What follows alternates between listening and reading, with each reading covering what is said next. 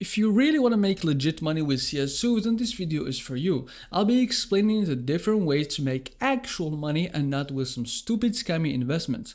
I will not tell you to buy a sticker for a simple 10x, but rather learn how you can profit from the CS2's game nature. All the stuff I'll be mentioning will be from personal experience, so strap in and let's get right into it. Now, the way to make money with skins is to open 1000 kilowatt cases and hope you get a knife. I'm just joking, don't leave yet. But on a real note, you need to know when to buy and what skins to buy. Although even Gabin doesn't know the answer to those questions, every market follows a pattern. There is a high and low. Ideally, you'd want to buy a skin at its price drop and sell once the price stabilizes and gets back up. Now, the money you make depends on what skins you buy.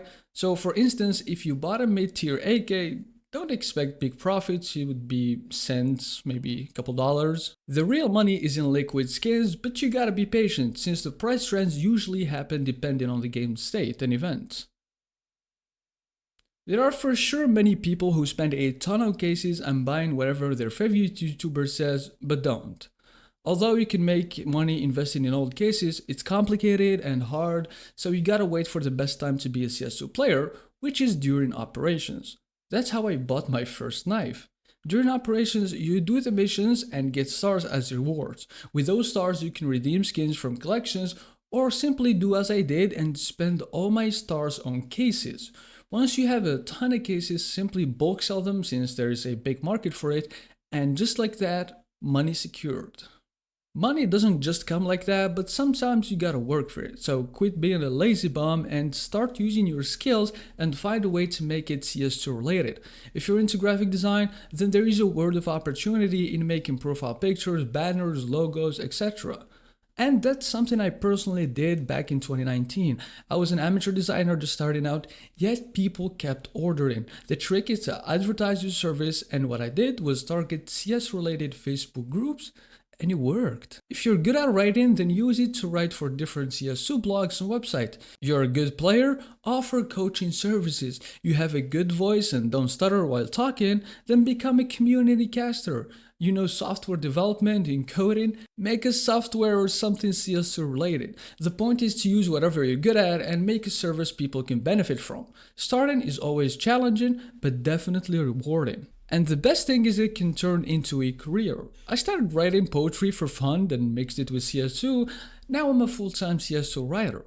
Kinda. Trading has to be on the list since it can make you money, and you know what they say, you gotta have money to make money, and that applies to trading. Trading requires a budget, deep knowledge of the skins, and good network. The concept is easy. Buy and sell, but the execution is not. You gotta gain the community's trust, have a good rep profile and availability. Becoming a trader is somewhat challenging and can take time, so you gotta stay committed. With every event happening in the game, there is a chance to generate some buckaroos, and majors offer exactly that.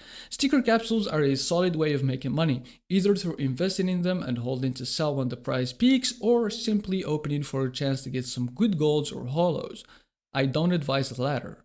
If you're opening sticker capsules, then be sure to buy them when the sale is live. At the end of every major, there is like a 75% discount, and the capsules cost only 25 cents instead of the full price at $1. If you didn't know yet, you can become a professional player and play the game for a living. Although it's a dream for a lot of players, it's a reality for others. This is probably one of the hardest on the list, and it's never gonna get easy.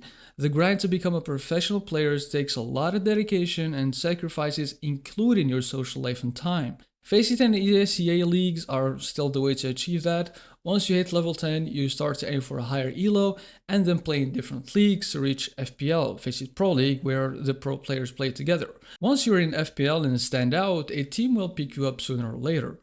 There are two ways of getting into FPL, through a monthly qualifier system which allows every player to play Faceit matchmaking and qualify for the FPL Challenger, or otherwise known as FPLC. It's the second division of the FPL. At least 2 exceptional players from the FPL Challenger are selected to enter FPL every month, or simply through an invite, which kinda makes sense.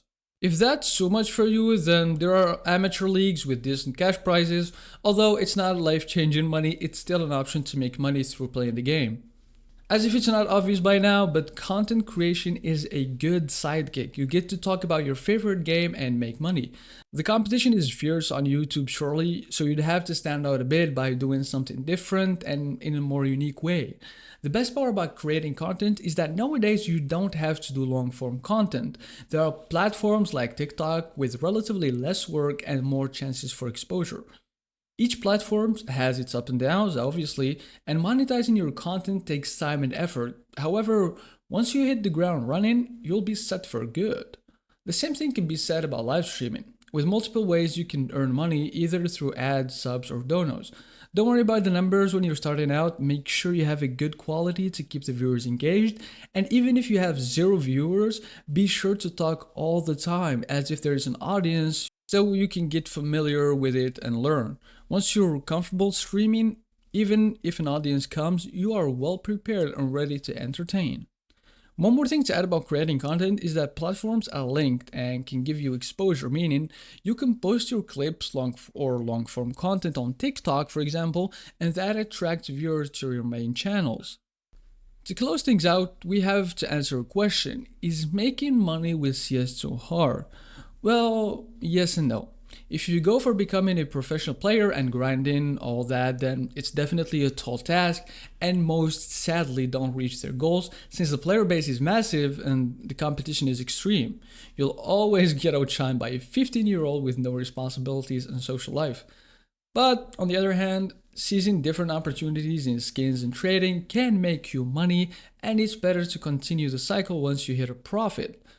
Make sure to never fall to unrealistic expectations, thinking you'd make a bank or stop working at your full-time job.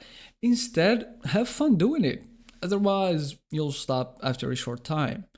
It's a long process, but be patient, think smart, and good luck. Thank you for watching.